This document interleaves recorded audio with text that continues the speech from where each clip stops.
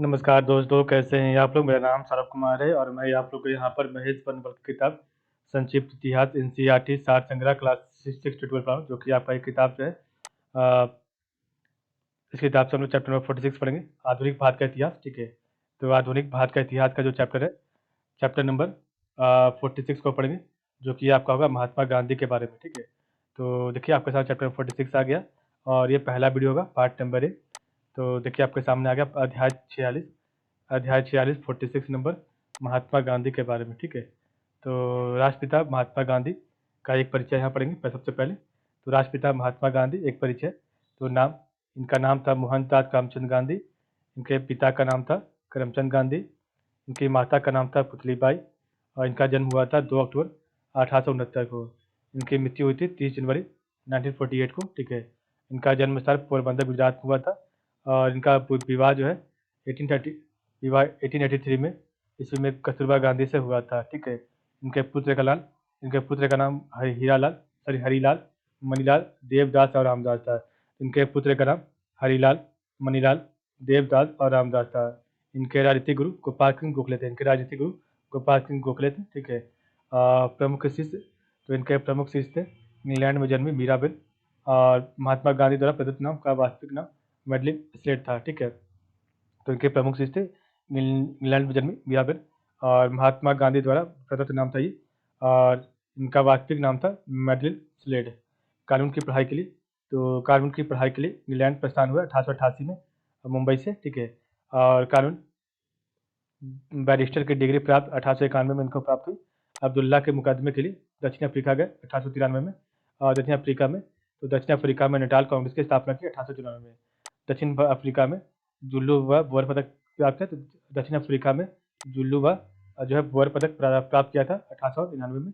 और कैसरे हिंद की उपाधि ने 9 जनवरी 1915 को मिली थी। ठीक है, और कांग्रेस अधिवेशन में प्रथम बार शामिल हुए 1901 में कलकत्ता अधिवेशन में, और डरबन दक्षिण अफ्रीका में फिनिक्स आश्रम की स्थापना की 1904 में। तो डरबन दक्षिण अफ्रीका में फिनिक्स आश्रम की स्थापना की 1904 में। सत्याग्रह का प्रथम प्रयोग 1906 में दक्षिण अफ्रीका में किया था। ठीक है, जेल में जीवन का प्रथम अनुभव 1908 में हुआ था। टॉलस्टॉय फार्म की स्थापना 1910 में। तो टॉलस्टॉय फार्म की स्थापना 1910 में जोहान्सबर्ग दक्षिण अफ्रीका में हुआ। महात्मा गांधी का भारत आगमन 9 जनवरी 1915 को। साबरमती आश्रम की स्थापना 1915 में। कांग्रेस अधिवेशन की अध्यक्षता किया था 1924 में बेलगांव कर्नाटक में। और महात्मा गांधी की दक्षिण अफ्रीका में सक्रियता 21 वर्ष में। इनकी आत्मकथा थी सत्य के साथ मेरे प्रयोग 1925 में। इनका सिद्धांत था सत्य एवं अहिंसा। और अखिल भारतीय खादी बोर्ड की स्थापना, जो 23 में की थी।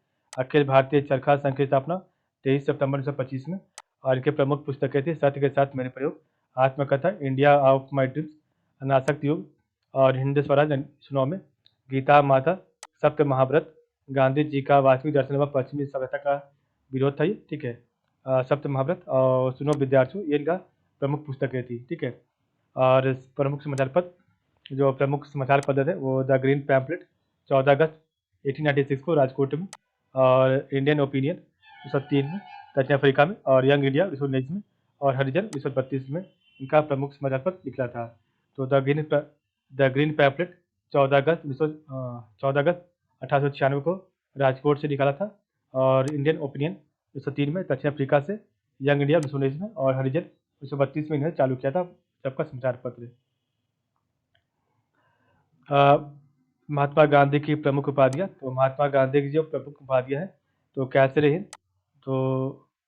कैसर हिंद आपको जब प्रथम विश्व युद्ध के समय इन्हें दिया गया था। भर्ती करने वाला सार्जेंट प्रथम विश्व युद्ध के समय इन्हें दिया गया था उपाधि। भंगी श्रोमणी दक्षिण अफ्रीका के प्रवास के दौरान इन्हें दिया गया था उपाधि। कुली बैरिस्टर दक्षिण अफ्रीका के अंग्रेज मजिस्ट्रेट ने कहा था इन्हें। करमवीर तो दक्षिण अफ्रीका के सहयोगी थे, और करमवीर दक्षिण अफ्रीका के सहयोगी के तौर पर इन्हें संबोधन किया जाता है। सेवाग्राम का आसन आश्रम के अतिथियों द्वारा, और आधुनिक युग के अज्ञात शत्रु, तो आधुनिक युग के अजात शत्रु का नाम जो इसे दिया था डॉक्टर राजेंद्र प्रसाद ने, ठीक है। मलंग बाबा, तो मलंग बाबा काबिलियों द्वारा, बापू CF एंड्रयूज, जवाहरलाल नेहरू द्वारा, देशद्रोही फकीर विंस्टन चर्चिल द्वारा, भिखारियों का राजा पंडित मोहन मालवीय द्वारा, राष्ट्रपिता सुभाष चंद्र बोस द्वारा, अर्धनंगन फकीर विंस्टन चर्चिल द्वारा, one man body force Lord Mountbatten द्वारा, और महात्मा गांधी का जो रविन्द्रनाथ टैगोर द्वारा दिया गया था, ठीक है। तो कबीलियों द्वारा जो मलंग बाबा का, CF एंड्रयूज, जवाहरलाल नेहरू, बापू द्वारा, विंस्टन चर्चिल जो है देशद्रोही फकीर पंडित मोहन मालवीय, भिखारियों का राजा सुभाष चंद्र बोस, राष्ट्रपिता विंस्टन चर्चिल, अर्धनंगन फकीर लॉर्ड माउंटबेटन, वन मन बॉन्डी फोर्स, और रविन्द्रनाथ टैगोर, महात्मा गांधी द्वारा इन्हें कहा गया था, ठीक है। गांधी का होता, तो मोहनदास करमचंद गांधी, तो मोहनदास करमचंद गांधी भारतीय जनता की आज़ादी के संघर्ष के इस नए दौर के महानतम नेता थे। और भारतीय राजनीति में इनका पदार्पण प्रथम विश्व युद्ध के समय हुआ था। आधुनिक भारत के इस महानतम नेता ने भारतीय जनता की आज़ादी के संघर्ष के लगभग 30 वर्ष तक नेतृत्व किया। महात्मा गांधी का जन्म 2 अक्टूबर 1869 को गुजरात के पोरबंदर में हुआ था। इंग्लैंड में अपना अध्ययन पूरा करने के बाद वे एक वकील के रूप में दक्षिण अफ्रीका आए। दक्षिण अफ्रीका में रहते हुए उन्होंने वहाँ के भारतीयों पर होने वाले गोरे शासकों के साथ के अत्याचारों के विरुद्ध संघर्ष किया। गांधी जी 1915 ईस्वी में भारत लौटे और दमन के विरुद्ध संघर्ष करने में जुट गए। उन्होंने अपने आरंभिक संघर्ष की शुरुआत चंपारण, बिहार में की, और जहाँ ये गरीब किसानों को, निढाव जमींदारों को अत्याचारों से मुक्त कराने के लिए लड़े थे, ठीक है। बिहार के एक किसान नेता राजकुमार शुक्ल के आग्रह पर गांधी जी चंपारण पहुंचे। वहां के किसान अंग्रेजों द्वारा जबरन नील उत्पादन कराने हेतु शुरू किए गए 3 कठिया प्रथा कुल कृषि भूमि के 3/20 भाग पर नील की खेती ऋतुबाधिता से त्रस्त थे। वहां उन्हें चंपारण छोड़े जाने का आदेश दिया गया, परंतु गांधी जी ने उसको नहीं माना। उन्होंने नीलहों के अत्याचारों की जांच करी और उनका अंत करने के लिए सरकार को विवश कर दिया। 1918 में उन्होंने अहमदाबाद के कपड़ा मिल मजदूरों और गुजरात के खेड़ा के किसानों का नेतृत्व किया। अहमदाबाद के मिल मजदूर वेतन में वृद्धि की मांग कर रहे थे तथा खेड़ा के किसान फसल बर्बाद हो जाने के कारण राजस्व वसूली रोक देने की मांग कर रहे थे। इन आंदोलनों में कुशल नेतृत्व के बाद गांधी जी भारतीय जनता के सर्वमान्य नेता हो गए थे, ठीक है। गांधी जी ने जनता में निर्भयता की भावना पैदा की तथा जेल, लाठी और गोली सहित सभी प्रकार के दमन को सहने की इच्छा शक्ति उनमें जगा दी थी। उनके नेतृत्व में लोगों ने कानूनों की खुलेआम अवहेलना की और कचहरियों व दफ्तरों का बहिष्कार किया। लोगों ने करों की अदायगी न की और शांतिपूर्ण प्रदर्शन किए, कारोबार नष्ट कर दिया और तथा विदेशी माल बेचने वाले दुकानों के सामने धरना दिया। गांधी जी द्वारा शुरू किए गए समाज सुधार के रचनात्मक कार्यों और अन्य रचनात्मक गतिविधियों ने राष्ट्रीय आंदोलन को जन आंदोलन का स्वरूप प्रदान करने में योगदान दिया। उन्होंने अस्पृश्यता की अमानवीय प्रथा के विरुद्ध लड़ाई शुरू कर दी। उन दिनों लाखों निम्न जातीय भारतीय अपमान का निकृष्ट जीवन जी रहे थे, क्योंकि उच्च जातियों के लोग अछूत समझे जाते थे। यह गांधी जी का एक महान योगदान है कि उन्होंने इस बुराई को मिटाने के लिए संघर्ष किया। उनके लिए तथाकथित छुआछूत हरिजन थे।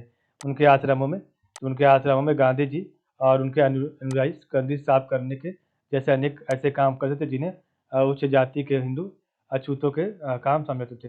गांधी जी ने गाँव के लोगों की हालत सुधारने के प्रयत्न किए। उनका मत था कि जब तक गाँव में रहने वाली लगभग 80% जनता के जीवन स्तर में सुधार नहीं होगा, तब तक भारत प्रगति नहीं कर पाएगा।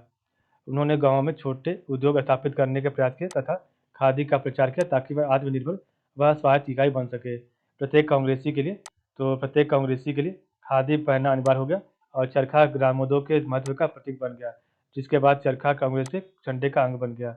गांधी जी ने विश्व बंधुत्व का प्रचार किया, क्योंकि ये हिंदू मुसलमान एकता के समर्थक थे, ठीक है। प्रथम विश्व युद्ध के बाद ब्रिटिश नीति, तो भारतीय नेताओं का विश्वास था कि विश्व युद्ध की समाप्ति पर भारत को स्वराज मिल जाएगा और मोंटेग्यू चेम्सफोर्ड सुधारों के अंतर्गत 1919 ईस्वी में भारत सरकार ने एक कानून बनाकर शासन पद्धति में कुछ परिवर्तन किए। इन परिवर्तनों के अनुसार केंद्रीय विधानमंडल के 2 सदन, विधान परिषद और राज्यसभा बनाए गए थे। इन दोनों सदनों में निर्वाचित सदस्यों का बहुमत था, परंतु इन दोनों केंद्रीय सदनों के अधिकारों में कोई विशेष परिवर्तन नहीं हुआ। कार्यकारिणी परिषद के सदस्य, तो कार्यकारिणी परिषद के सदस्य जो मंत्रियों की तरह थे, विधानमंडल के प्रति उत्तरदायी नहीं थे, ठीक है। प्रांतीय विधानमंडलों का विस्तार किया गया, जिसमें निर्वाचित सदस्यों का बहुमत था और प्रांतों में चलाई गई दोहरी सरकार की व्यवस्था के अंतर्गत इन्हें व्यापक अधिकार दिए गए।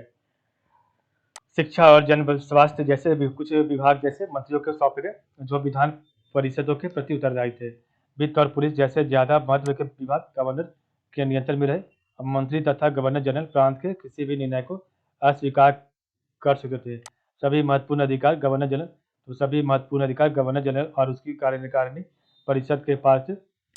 वह ब्रिटिश सरकार के प्रति उत्तरदायी थे, न कि भारतीय जनता के प्रति। विश्व युद्ध की समाप्ति के बाद लोगों ने स्वराज प्राप्ति की जो उम्मीद थी वह उपयुक्त परिवर्तनों से निराश में बदल जाएगी। संपूर्ण देश में व्यापक असंतोष फैल गया, जिसके दमन के लिए सरकार ने नए तरीके अपनाए थे। ठीक है। महात्मा गांधी का आंदोलन व सत्याग्रह कौन कौन सा था? तो चंपारण सत्याग्रह यह 1917 में प्रथम वाजपेयी किसान सत्याग्रह था और 3/20 भाग पर अनिवार्य नील की खेती के विरुद्ध सत्याग्रह, और जिसे 3 कठिया पद्धति भी कहा जाता है। अहमदाबाद मजदूर आंदोलन 1918 में महात्मा गांधी द्वारा भारत में प्रथम भूख हड़ताल हुआ था। खेड़ा सत्याग्रह 1918 में प्रथम पूर्ण किसान सत्याग्रह था। ठीक है। खिलाफत आंदोलन तो 1919 सर्वप्रथम असहयोग आंदोलन की अभिव्यक्ति थी। ठीक है। तो आपका खेड़ा सत्याग्रह 1918 में प्रथम पूर्ण किसान सत्याग्रह। ठीक है। और खिलाफत आंदोलन 1919 में तो सर्वप्रथम असहयोग आंदोलन की अभिव्यक्ति थी ये। असहयोग आंदोलन 1920 में तो असहयोग आंदोलन 1920 में प्रथम जन आंदोलन की अभिव्यक्ति थी। सविनय अवज्ञा आंदोलन तो दांडी मार्च 1930 में, और ये आपका नमक सत्याग्रह था। ठीक है। तो सविनय अवज्ञा आंदोलन दांडी मार्च 1930 में, नमक सत्याग्रह। ठीक है। उसके बाद आपका जो व्यक्तिगत सत्याग्रह तो व्यक्तिगत सत्याग्रह 1940 में उपनाम दिल्ली चलो आंदोलन था। भारत छोड़ो आंदोलन तो भारत छोड़ो आंदोलन व अगस्त क्रांति 1942 में, इसका नारा था करो या मरो का। ठीक है। तो ये आपका जो था अलग अलग आंदोलन था गांधी जी का। ठीक है। रॉलेट एक्ट तो आपका रॉलेट एक्ट 1919 में हुआ था। ठीक है। तो भारत में क्रांतिकारियों के प्रभाव को समाप्त करने के लिए ब्रिटिश सरकार ने 1917 में सर सिडनी रॉलेट की अध्यक्षता में एक समिति बनाई। रॉलेट एक्ट सेडिशन कमेटी की सिफारिश पर आधारित थी। ठीक है।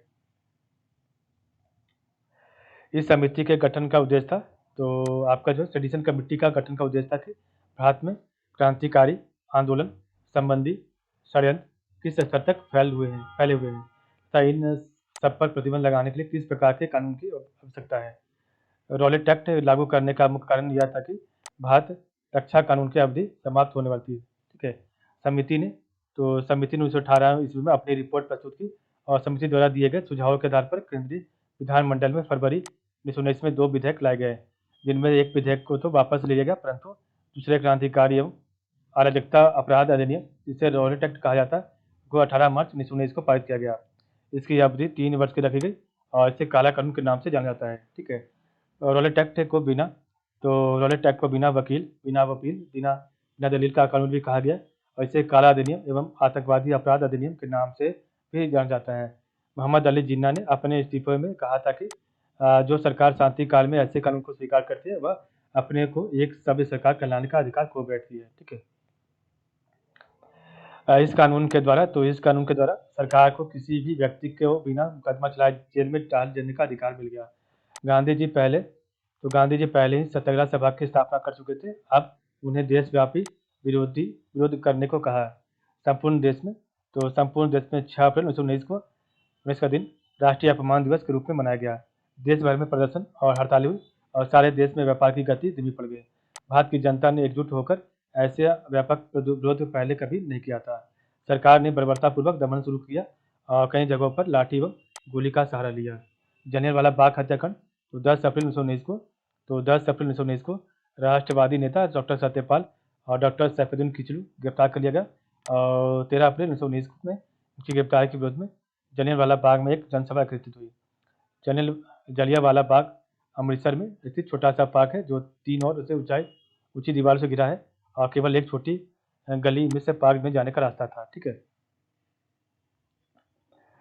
यहाँ यह सभा बहुत शांतिपूर्ण ढंग से आयोजित की गई थी, जिसमें अत्यधिक संख्या में वृद्धों, स्त्रियों और बच्चों ने भी भाग लिया था। अचानक ब्रिटिश अधिकारी जनरल डायर ने पार्क में एकत्रित हुए निहत्थों लोगों पर गोली चलाने का आदेश दे दिया और सरकारी रिपोर्ट के अनुसार इनमें मरने वाले लोगों की संख्या मात्र 389 बताई गई थी। Deenbandhu F Andrews Deenbandhu F Andrews ने इस हत्याकांड को जानबूझकर की गई हत्या कहा। डायर ने शान से कहा था कि लोगों को सबक सिखाने के लिए यह कार्रवाई की गई थी। उसे इस घृणित कार्य का कोई पश्चाताप नहीं था। अब वह इंग्लैंड चला गया और जहाँ कुछ अंग्रेजों ने उसका सम्मान करने के लिए पैसे एकत्र किए। एक ब्रिटिश अखबार ने इसे आधुनिक इतिहास का नृशंस हत्याकांड कहा। हंटर कमीशन की रिपोर्ट को गांधी जी ने पन्ने दर पन्ने निर्लज सरकारी लिपापोती की संज्ञा दी। ठीक है। कांग्रेस ने जलियांवाला बाग हत्याकांड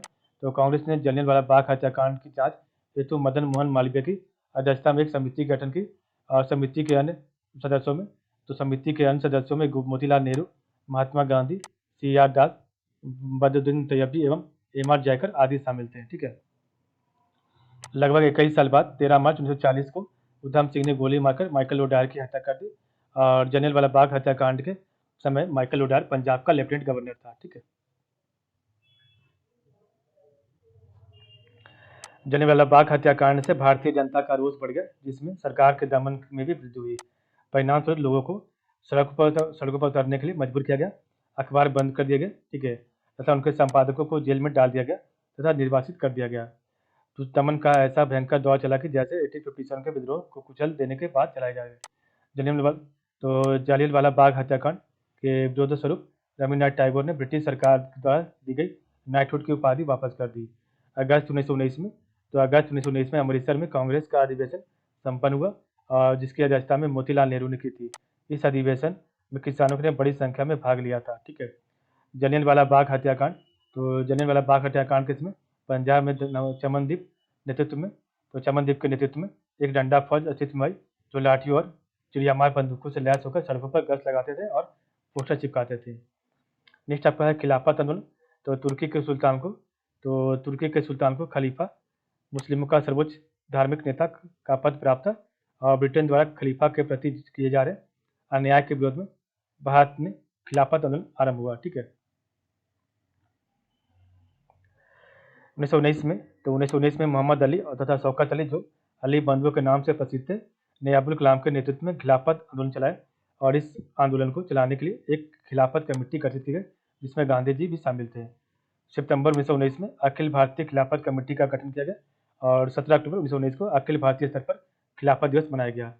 24 अक्टूबर 1919 को दिल्ली में हुई खिलाफत कमेटी का सम्मेलन की अध्यक्षता महात्मा गांधी ने की। इस आंदोलन का विरोध सी.आर. दास ने किया और इनका विरोध विधान परिषदों के बहिष्कार को लेकर था।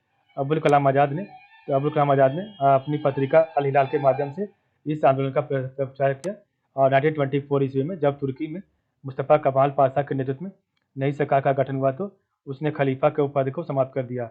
इस प्रकार खिलाफत आंदोलन का मूल कारण ही समाप्त हो जाने के कारण यह आंदोलन भी समाप्त हो गया।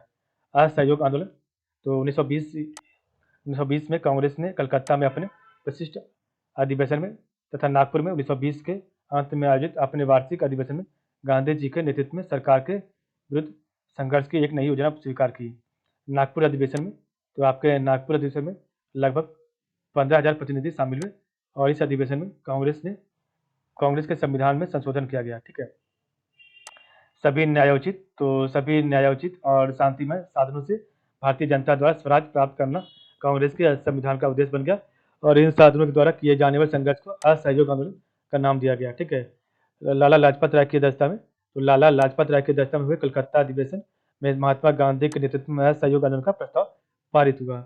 इस आंदोलन के दौरान विद्यार्थियों द्वारा शिक्षण संस्थाओं का बहिष्कार किया गया था। ठीक है। 17 नवंबर 1921 को 17 नवंबर 1921 को प्रिंस ऑफ वेल्स के भारत आगमन पर संपूर्ण भारत में सार्वजनिक हड़ताल का आयोजन किया गया और इस आंदोलन का लक्ष्य था पंजाब और तुर्की के साथ हो रहे अन्याय को खत्म करना और स्वराज प्राप्त करना। ठीक है। और इसका प्रारंभ ब्रिटिश सरकार द्वारा दी गई सर जैसी पदवियों को त्यागने के साथ हुआ। ठीक है। गांधी जी ने 1920 में अपनी कैसर हिंद की उपाधि लौटा दी, जिसके बाद विधान परिषदों का बहिष्कार प्रारंभ हुआ। जब विधान परिषद के लिए चुनाव हुए तो अधिकांश लोगों ने वोट डालने से मना कर दिया और विद्यार्थियों और अध्यापकों ने स्कूल कॉलेज छोड़ दिया। ठीक है। राष्ट्रवादियों ने दिल्ली में जामिया मिलिया तो राष्ट्रवादियों ने दिल्ली में जामिया मिलिया और वाराणसी में काशी विद्यापीठ जैसी शिक्षण संस्थाओं स्थापित की और लोगों ने अपनी सरकारी नौकरियां छोड़ दी। वकीलों ने अदालतों का बहिष्कार किया। सारे देश में सार्वजनिक हड़ताल हुई। ठीक है।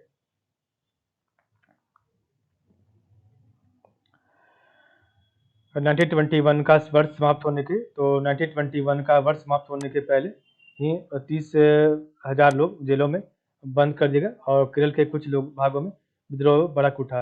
अधिकांश विद्रोही मोपला किसान थे, इसलिए इसे मोपला विद्रोह कहा जाता है। विद्रोह को बर, तो विद्रोह को बर्बरतापूर्वक कुचल दिया गया और 2000 से अधिक मोपला किसान मारे गए। करीब 45,000 किसानों को बंदी बना लिया गया। 1921 में अहमदाबाद में कांग्रेस का अधिवेशन हुआ, जिसके अध्यक्ष हकीम अजमल खान थे और अधिवेशन ने आंदोलन को जारी रखने का निर्णय लिया और तब असहयोग आंदोलन का अंतिम दौर आरंभ हुआ। ठीक है। नेक्स्ट आपका है चौरी चौरा कांड। तो गांधी जी द्वारा वायसराय को दी गई चेतावनी के समय सीमा पूरी होने से पहले ही उत्तर प्रदेश के गोरखपुर जिले में स्थित चौरी चौरा नामक स्थान पर 5 फरवरी 1922 को एक हिंसक घटना घटित हुई।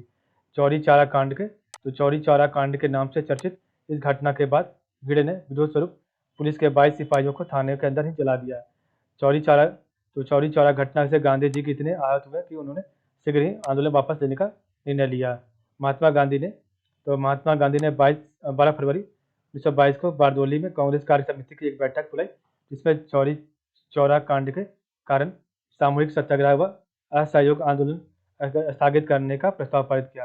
प्रस्ताव में रचनात्मक कार्यक्रमों पर बल दिया गया, जिसमें कांग्रेस के लिए 1 करोड़ सदस्य भर्ती करना, चरखे का प्रचार करना, राष्ट्रीय विद्यालयों की स्थापना करना, मादक द्रव्य निषेध तथा पंचायतें संगठित करना सम्मिलित थे।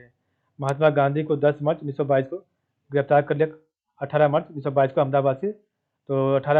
को अहमदाबाद में सेशन जज ब्रूमफील्ड की अदालत में मुकदमा चलाया गया और 6 वर्ष की कैद की सजा सुनाई गई। ठीक है। परंतु 5 फरवरी 1924 को बीमारी के कारण महात्मा गांधी को 6 वर्ष पूरे होने के पहले ही रिहा कर दिया गया। ठीक है। मुस्लिम लीग की स्थापना 3 अक्टूबर 1906 को आगा खां के नेतृत्व में मुसलमानों का एक शिष्टमंडल वायसराय लॉर्ड मिंटो से शिमला में मिला था। ठीक है। और 30 दिसंबर 1906 को जब ढाका में मोहम्मडन एजुकेशन कांग्रेस कॉन्फ्रेंस की बैठक हो रही थी, तभी उस अधिवेशन को ढाका के नवाब सलीमुल्लाह की अध्यक्षता में अखिल भारतीय मुस्लिम लीग और the all India Muslim league के रूप में परिवर्तित कर दिया गया। इस सभा में नवाब सलीमुल्लाह, मोहसिन उल मुल्क आगा खां तथा नवाब पाकर उल मुल्क उपस्थित थे। ठीक है।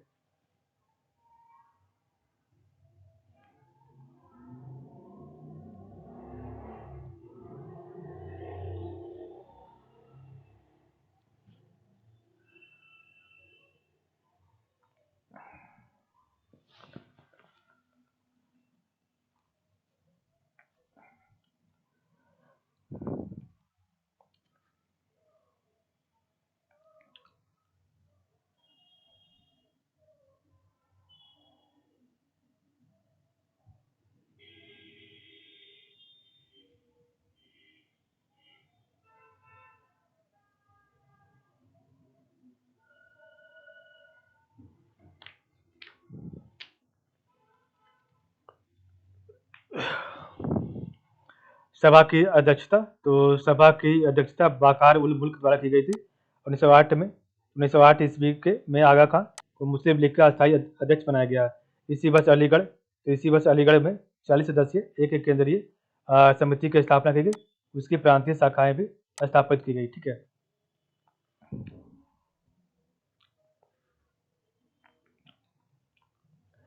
अखिल भारतीय मुस्लिम लीग अधिवेशन प्रथम अधिवेशन 1906 में हुआ था और ढाका में हुआ था। द्वितीय अधिवेशन 1907 में कराची में हुआ था और तृतीय अधिवेशन 1908 में आपका अमृतसर में हुआ था। ठीक है। मुस्लिम लीग के अमृतसर अधिवेशन 1908 में मुस्लिमों के लिए एक पृथक निर्वाचन मंडल की मांग की गई, जिसे 1909 में मॉडल मिंटो सुधारक द्वारा जो स्वीकृति प्रदान की गई थी।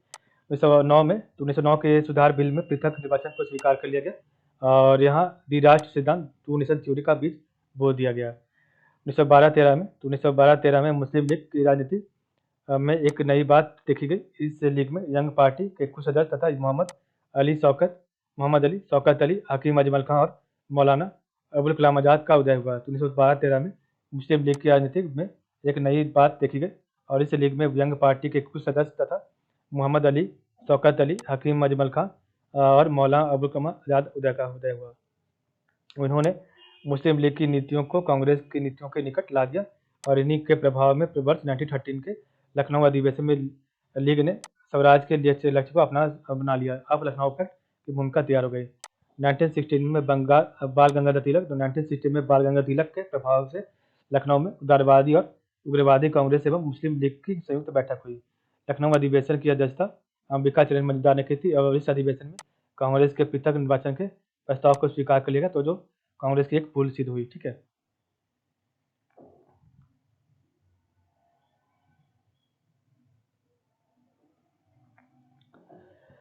तो महात्मा गांधी के प्रमुख आश्रम, तो आपके महात्मा गांधी के जो प्रमुख आश्रम थे, फोनिक्स आश्रम डरबन में दक्षिण अफ्रीका में स्थापित किया था 1904 में। टॉलस्टॉय फॉर जोहान्सबर्ग दक्षिण अफ्रीका में स्थापित किया था 1910 में। साबरमती आश्रम साबरमती नदी के किनारे अहमदाबाद में 1915 में स्थापित किया था 1915 में। सत्याग्रह आश्रम कोचरब अहमदाबाद में स्थापित किया था 1915 में। अनासक्ति आश्रम कौसानी उत्तराखंड में स्थापित किया था 1929 में। और सेवाग्राम आश्रम वर्धा महाराष्ट्र में स्थापित किया था 1936 में। ठीक है, तो Phoenix farm, Tolstoy farm, Sabarmati Ashram, Satyagraha आश्रम, अनासक्ति आश्रम और सेवाग्राम आश्रम। ठीक है,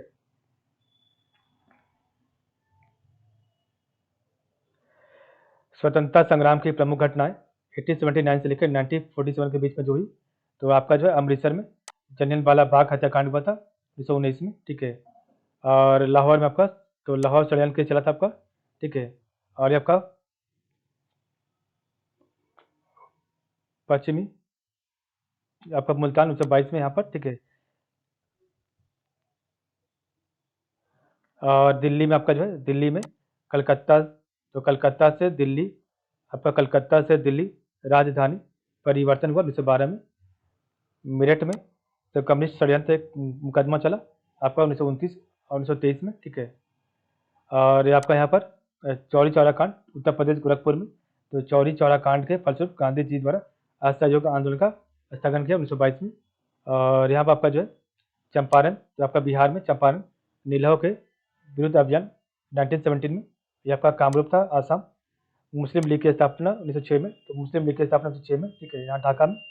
और भारतीय भूमि पर इंडियन नेशनल आर्मी द्वारा झंडा फहराया जाना 1913 में बर्मा में म्यांमार में। तो आपका उसमें आपका बर्मा म्यांमार इंडिया में था। ठीक है, नेक्स्ट आपका नोआखली, तो यहाँ पर नोआखली में तो नोआखली व टिपेरा में गांधी जी द्वारा सौहार्द स्थापना हेतु यात्रा हुआ 1946-1947 में। ठीक है, ये आपका कलकत्ता। ठीक है, ये आपका संयुक्त प्रांत व बिहार था, ये आपका पश्चिमी बिहार था। ठीक है, इधर और ये आपका लखनऊ। ठीक है, तो ये आपका लखनऊ लखनऊ में प्रथम खिलाफत कांग्रेस का अधिवेशन हुआ था 1911 में। ठीक है, और यहाँ पर 1925 में राष्ट्रीय स्वयंसेवक संघ की स्थापना हुई नागपुर में। और आपका यहाँ पर झंडा सत्याग्रह भी हुआ था। ठीक है, केंद्रीय भारत में। ठीक है, यहाँ पर कोरापुर था। ठीक है, और यहाँ पर महाराष्ट्र में, तो महाराष्ट्र में आपका जो है तो महाराष्ट्र में बाल गंगाधर तिलक द्वारा शिवाजी महोत्सव का संपूर्ण महाराष्ट्र में प्रसार हुआ था 1896 में। यहाँ पर आपका पश्चिम गोदावरी गुंटूर था। यहाँ मद्रास में, तो मद्रास में आपका जो है एनी बेसेंट द्वारा स्थापित होम रूल लीग थी। यहाँ पर गांधी जी ने दक्षिण भारत में मद्यपान निषेध के लिए व्यापक धरना दिया था गांधी जी ने यहाँ पर। ठीक है, यहाँ पर सिलोन श्रीलंका का स्वतंत्रता प्राप्त 1948 में। ठीक है, ये आपका कोयम्बटूर है, ये आपका मलाबार है। ठीक है, तो मलाबार में आपका खिलाफत आंदोलन के समर्थन में मोपला विद्रोह हुआ, तो खिलाफत आंदोलन के समर्थन में मोपला विद्रोह 1921-22 में। ठीक है, ये आपका धारवाड़ है, और ये आपका सतारा। ठीक है, ये आपका गुलबर्गा। ठीक है, 1924 में। ये आपका सतारा में जो है आपका सतारा में गोपाल सिंह गोखले ने सर्वेंट ऑफ इंडिया सोसाइटी 1905 में और बाल गंगाधर तिलक ने होम रूल लीग की स्थापना की थी। ठीक है, रायगढ़ में तो रायगढ़ में आपका 1879 में वासुदेव बलवंत फड़के के विद्रोह को निष्फल करना और 1873 में बाल गंगाधर तिलक द्वारा गणपति महोत्सव का आयोजन करना, ठीक है, पूना में। तो 1897 में बाल गंगाधर तिलक पर मुकदमा फलस्वरूप 1898 में व्यापक जन प्रदर्शन पूना में। बम्बई में आपका तो 1885 में एओ ह्यूम द्वारा स्थापित भारतीय कांग्रेस, ठीक है, भारतीय राष्ट्रीय कांग्रेस, यहाँ पर खानदेश था, यहाँ पर गांधी से जो खेड़ा था, खेड़ा, और यहाँ पर कर निषेध अभियान चलाया गया खेड़ा में, ठीक है। अहमदाबाद में तो डांडी नमक यात्रा हुआ, और यहाँ पर आपका लाहौर सत्याग्रह, ठीक है। कराची आपका इधर हो गया, कराची। तो बम्बई से सिंध को अलग करने के लिए मुस्लिम लीग का आंदोलन, तो बम्बई से सिंध को अलग करने के लिए मुस्लिम लीग का आंदोलन 1923 और 26 में चला, ठीक है। गुड़गांव आपका, यहाँ पर गुड़गांव, भरतपुर, अलवर था, और अलीगढ़, ठीक है, आपका यहाँ पर अलीगढ़, तो अलीगढ़ में अलीगढ़ मुस्लिम विश्वविद्यालय की स्थापना 1920 में, ठीक है। तो ये आपका पूरा घटना थी, ठीक है। स्वतंत्रता संग्राम की प्रमुख घटनाएं, तो यहाँ पर पढ़ेंगे स्वतंत्रता संग्राम की प्रमुख घटनाएं। तो 1885 में भारतीय राष्ट्रीय कांग्रेस की स्थापना हुई। 1905 में बंगाल विभाजन के फलस्वरूप, तो बंगाल विभाजन के फलस्वरूप आरंभ हुए स्वदेशी आंदोलन का भारत के विभिन्न क्षेत्रों में प्रसार हुआ। मुस्लिम लीग की स्थापना 1906 में, तो मुस्लिम लीग की स्थापना 1906 में, और इंडियन काउंसिल एक्ट, तो इंडियन काउंसिल एक्ट की स्थापना 1909 में। बंगाल विभाजन रद्द, तो बंगाल विभाजन रद्द, वह राजधानी दिल्ली हस्तांतरित हो गई। गवर्नमेंट ऑफ इंडिया एक्ट 1909 में, और जिसके फलस्वरूप प्रथम विधानमंडल निर्वाचित हुआ, ठीक है। 1929 में भारतीय राष्ट्रीय कांग्रेस द्वारा स्वराज पूर्ण स्वतंत्रता का आह्वान किया गया।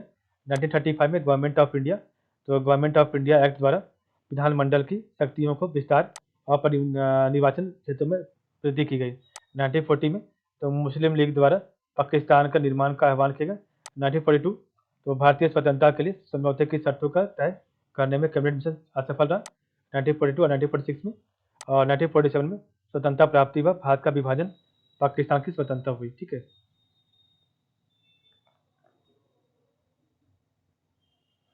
तो आपका चैप्टर नंबर 46 समाप्त होता है। तो कल हमारा चैप्टर नंबर 47 होगा, ठीक है। तो आज के लिए बस इतना ही। आप लोग का बहुत बहुत धन्यवाद।